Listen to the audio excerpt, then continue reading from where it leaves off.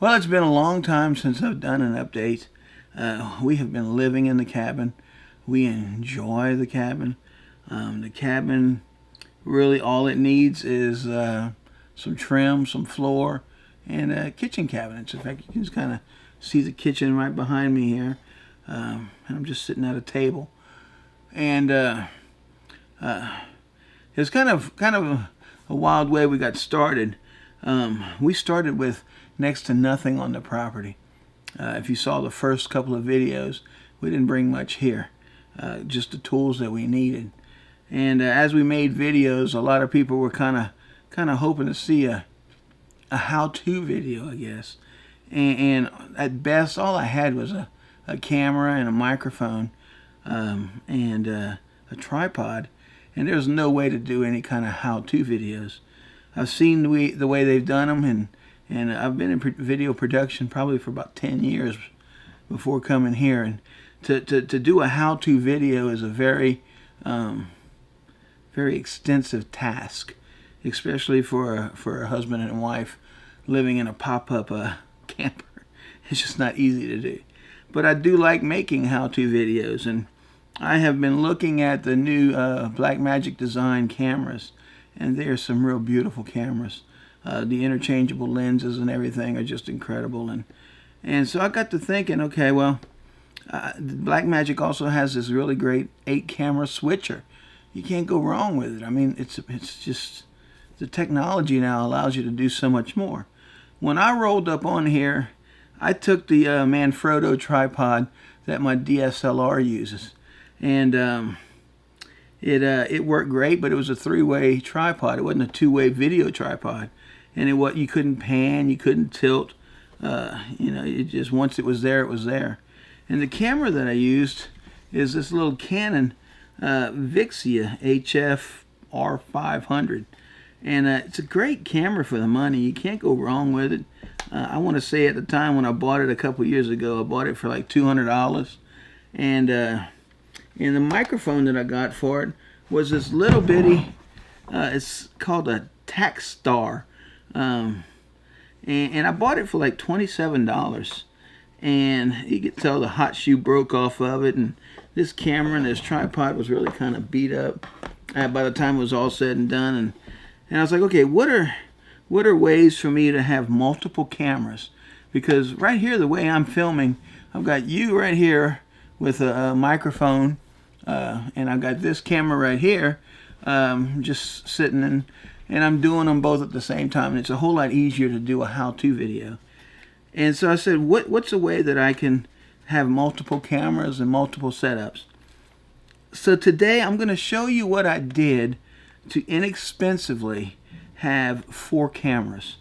A lot of people invest their money in a like a GoPro, and it's not worth the money for all the accessories you have to buy for them. You don't ever buy just a camera. You want a good external microphone. You want a good headset so that you can listen to sounds. You want to have a good light. These cameras really, they work great.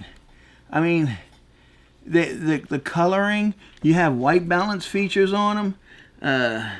But I have right here three 160 LED lights turned up about halfway at 5500K, and so when I white balance everything, the colors come out pretty decent, and it works. But when you buy a camera, you never ever buy just the camera, and a lot of cameras don't give you very many options. So I'm going to walk you through what I do to a camera, and what I did to end up with 4 cameras. I just bought 3 new ones plus my old one. And it's going to cost about, depending on how much money you want to spend or whatever, about $450 per camera. And I'm talking a camera with a microphone, a light on a tripod, standing on a dolly, with a complete camera rig and lens options. And it's amazing what you can piece together for the money to have pretty decent quality. and it doesn't take much to do it.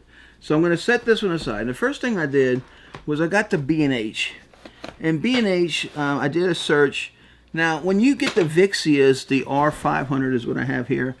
When you have the R600s, the R700s, R800s, they're all the exact same camera. I think all they do is whenever there is a firmware update, Canon just gives it a new part number. I don't know, because the sensors are all the same, very good sensors. And so they had at B&H Photo Video this Canon Vixia R600. And they had them on sale for $129 each. And you can get the R700s, and you can get the R800s, and you can get those for anywhere from $200 to, I want to say, $299, but they're always going on sale. And when I got these refurbs in, I was surprised. They came in pretty complete, and the camera was in pretty good shape.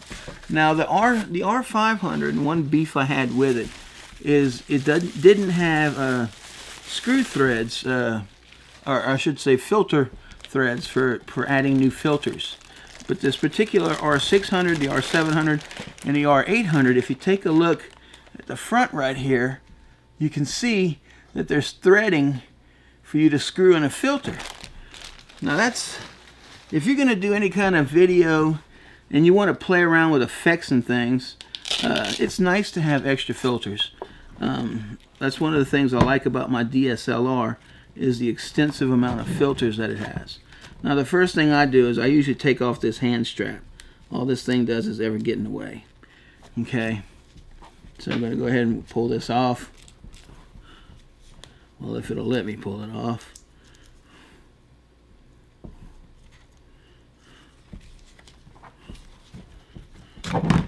There it goes. Okay. Pull that off. We got just the camera. It comes with all the paperwork. It comes with the HDMI cables, which is really good when I get that Blackmagic switcher. And it comes with the battery, it comes with the charger, it comes with a USB cable, and all the paperwork and everything. But for a $129, just to have the sensor and some of the pre-programmed options that it offers, you can't go wrong. So the first thing that I do with these things is I have right here a step-up filter adapter. Now, oh, and also the SD card. Let me put that in there. The SD card, you can see there's a little door right here. You pop it in. No, I had it the right way. Okay. And then you close the door. All right. Then you have this step-up adapter. And what this does is it threads right here into the front of the camera, and it converts it from 43 millimeters to 58 millimeters. Now you can go with any size step up you want. The reason I go with 58 is because my DSLR filters that I have a lot of, they're all 58 millimeter. Then the next thing I did was I bought from B&H this little guy right here. Now this is a polarizer and a UV filter, and you just put this on right here, and instantly you're going to give yourself just a better set of filters and lens protectors. And you no longer have to use this little side thing to keep the lens protected. I just keep it open all the time now, and I've got this. Now before I go on, I want to show you some things that I use when I'm doing my DSLR camera. And there are things called Koken filters, especially if you get into the P series. The P series Koken filters have these little brackets, and they have step-up adapters to them.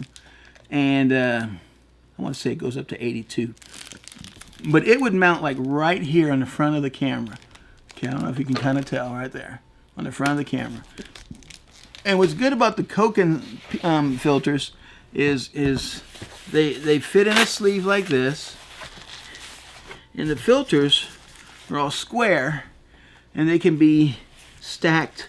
They can be put all different kinds of ways. You can get the full color Koken filters. You can get neutral density filters, especially if you want to shoot something to make it look like it's nighttime, but you're in the middle of the day. Neutral density filters right here will allow you to shoot different colors. And you can see I got a solids and I got gradients, just different filters. If you get a chance, get online and look up the Koken filters and look at the P series. It's nice because you can get things like the starburst patterns, where when you shoot light, or like let's say Christmas lights, it'll basically make that starburst pattern on the Christmas light. And you also can get the haze and the soft filters. Let's say you want to shoot some kind of dark noir type detective thing, and the damsel comes in saying, you know, Jack Black, I need your help, and her face is always hazed out for some reason, the old 50s 40s glamour type stuff. And so there's a lot of cool things you can do with those filters. But to continue on with this, the next thing I did was I added to this UV polarizer is a little sunshade. Now I went with one, B&H has it. I want to try to put links for a lot of this stuff on the internet. I mean on the description. But see this right here, it basically just screws right on. It's not a rubber one, it is a metal one. And it allows you to cut off a lot of glare from the sun. Okay? And you can see it's already giving a little bit of meat and heft to the camera. And then, because it's the way God intended, rather than some little snap-free little, oh my goodness, some little lens protector cap, I just got a pinch type. All right, so right here, as this sits, $129 camera, and I added about, I want to say $20 worth of lenses and protectors for the front. All right, and this gives me a whole lot more options when it comes to filters and things. Yeah, you can edit a lot of this in post, but it just ain't worth it. Sometimes when you want to go for a certain effect, you want the lenses to do the work, especially when it comes to bokeh. I don't like pre-programmed bokeh effects. So anyway, so we have the camera right here. We have all this stuff added to it. We have maybe 100 and let's say $60. Then the next thing I did was I bought right here is a start platform for the 15mm camera rigging kits. Okay, I went with a brand. It's spelled Neewer, but basically all they are is Chinese knockoffs of the same thing. But I went with the newer one, Neewer is how you're supposed to pronounce it. I went with this one because it had the metal fixtures, but this is a must-have. Okay, this camera, being inexpensive, right here, doesn't have any kind of cold shoe to put a flash or anything like that. It's just a basic, bare bones type camera. No big deal. And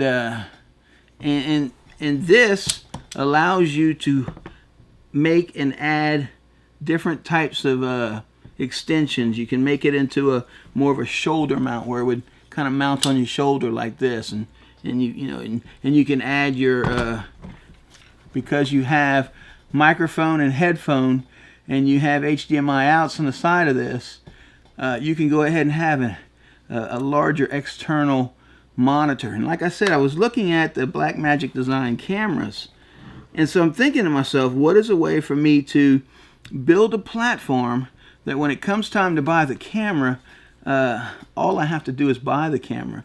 I don't have to buy the tripods and all that.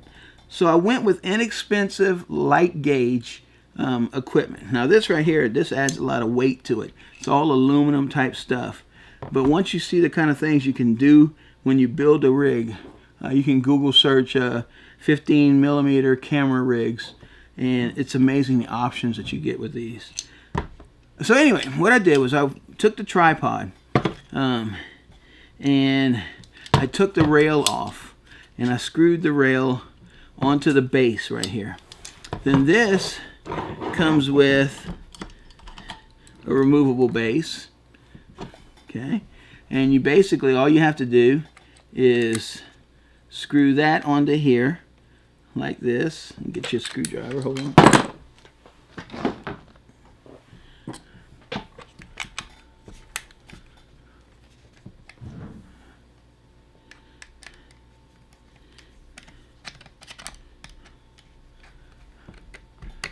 Okay. And by doing it up like this, what it will allow you to do is have room to be able to mount the battery onto the camera. Okay. Now this comes with a charger cable that plugs into the back right here. But what you want to always do is have room to put this battery cable here. See, so this right here, by doing it this way, will allow you to have that extra space. Okay, so then come in and you can mount, and you basically, you see right here, tighten it down, and your camera is mounted on a little camera rig. Now the good thing about it, I can take my old microphone that I have right here, all right, and I can mount a 15mm adapter to it, which I did right there, because this had already broken.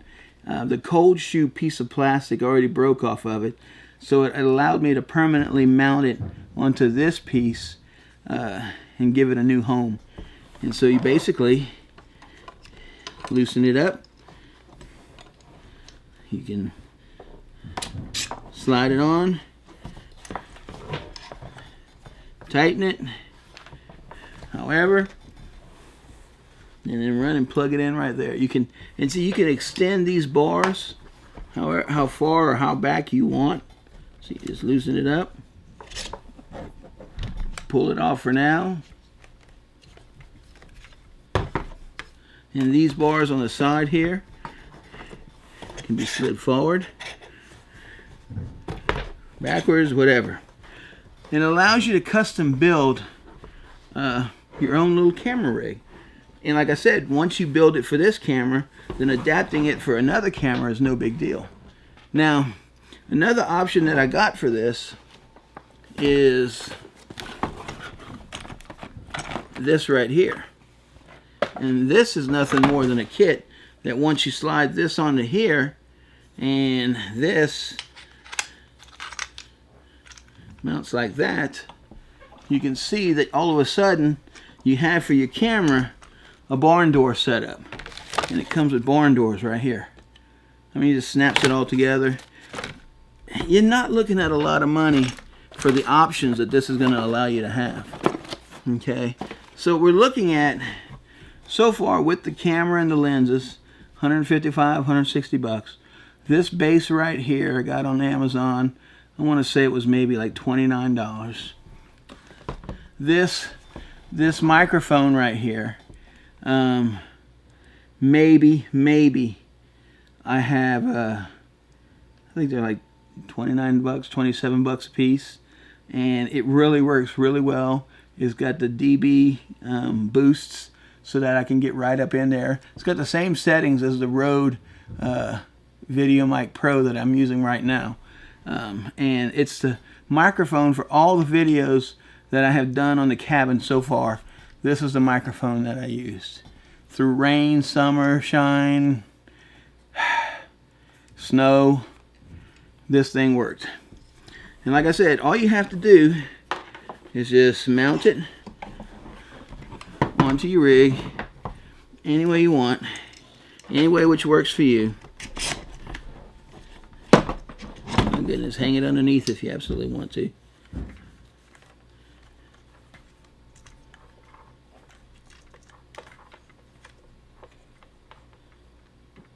And you take your wire and you plug it in. So now you have a camera with a shotgun, and you've got less than 200 bucks, something like $200, 220, which isn't too bad. Now I have a couple of shots of the rig that I'm using now, and I went with other options for this camera rig. One thing I did buy was different sized tubes or extenders, like these right here. See, now much longer, gives you a lot more space. Great if you want to add on things. And the tripod that I got was also the Neewer brand, which is also like your Whiffing, or however you pronounce these things, from China. I'm a Manfrotto kind of guy, okay? It's just very hard when you got to pull all of your tools out and set up all of your compressors and your nail guns and the cordless tools and chop saws and table saws, and then you got to set up really heavy duty Manfrotto tripods, and it's just too much trouble. That's why we never did it. So by going with a lower weight camera, and I could go with an inexpensive tripod, they're much easier to carry around. So that's something to consider. But the tripods with the fluid heads were like 99 bucks a piece. And then Neewer also has, and like I said, I want to put the Neewer website for you to kind of browse through. It was like, I want to say, well, let's just say an even 40 bucks. So for $140, we had the tripod, and we have a dolly to roll it around if you need to. So we're looking at right here with the camera and the lenses. We figured about $155. The microphone and the 15 millimeter. Now you could go hog crazy on this 15 millimeter camera rig base, but with the base one, to be able to mount your microphone and maybe a couple of lights, I've maybe got, let's say, $225 in it, plus 100 and let's say 40 for the for the tripod and dolly.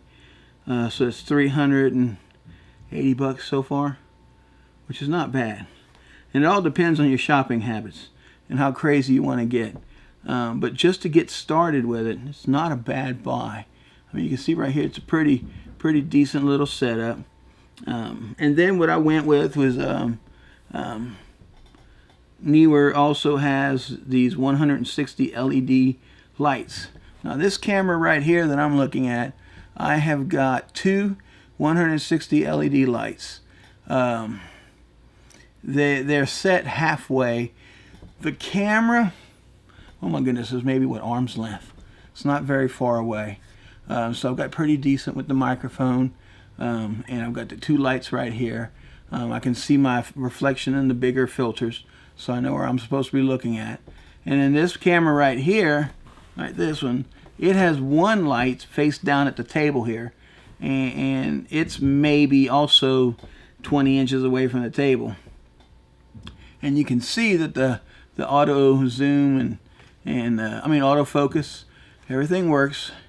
It's not as sharp a picture as some of your more expensive ones, but it also, one thing I don't like about the GoPros for using it for this kind of application is this wide angle that they put on here. It just has more of a 35 millimeter wide angle. I have it set to AVCHD 60p, high definition. A lot of people are trying to upgrade and go to 4K. I don't have that. I don't have that need. I'm lucky to have internet where I'm at, but I have like a 0.5 megabyte per second upload and like 7.5 download. And for me to do this video, I'm already at 25 minutes or so. It's going to take all night to upload this thing, which is going to be a bear. I just have to set it and let it go. But anyway, so this is what we've got. I've got I've got 4 cameras now. Still got my old one that I got to piece together. More than likely, when I get the step-up ring for this, what I'll do is just get me a roll of AB epoxy and just kind of make my own threads and kind of AB epoxy the step-up ring in there so that I can add the same kind of filters for this one. I gotta do that. But you can see a big difference in the cameras. Little bitty palm thing, and it's been improved. It's been improved a lot. Like I said, this one right here has really a good image sensor on it. But the built-in mic kind of sucks. I do like that it's got the touch screen. I can touch on different areas of the screen and bring them into focus or out of focus, and it works pretty quickly and smoothly. It's a quiet camera, and like I said, it's got excuse me, it's got a microphone and a headphone jacks. It's got the mini HDMI. It's a great camera for the money. I mean, and this one right here, being that these are refurbished and they're $129 a pop, and to have the entire camera rig rolling around for under $450 a piece, that's not bad. So anyway, I hope this has been helpful and maybe inspire you to kind of expand your camera's abilities. And remember, when you buy a camera, you never buy just a camera. You got to buy all kinds of stuff. If you say, oh, I won't need a tripod, well, then you probably end up with a selfie stick, which is basically the same thing as a tripod minus 2 legs. And you're going to use a monopod. If you're going to do a lot of dialoguing or how-toing, you're going to need a camera that's going to stay pretty stable and stay pretty sturdy. And for the money, you can't go wrong with it. So anyway, you guys have a blessed day. Hope this helped you out. And I'll try to have a couple of how I do things. I never really want to be the expert, but there are ways that I do certain things, and I'd love to do some how-to videos. So y'all have a good one. Bye-bye.